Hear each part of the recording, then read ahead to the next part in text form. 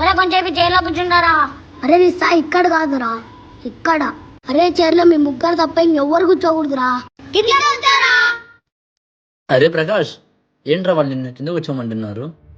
అన్న పర్లేదన్న కింద కూర్చుంటారు. మీ ముగ్గురికి ఒక గేమ్ పెడతా, ఆడతారా? అప్పుడు తెలుస్తుంది ఈ చైర్లో కూర్చుని హక్కు ఎవరుకుంటుందో. ఇప్పుడు గేమ్ వచ్చేసి కాళ్ళు కలుపుకోకుండా ఈ సర్కిల్లో చైర్లో కూర్చోవాలి. ఎవరితో కూర్చుంటారో మీ ముగ్గురులో వాళ్ళే విన్నర్స్. ముందుగా ఎవరు ట్రై చేస్తారు?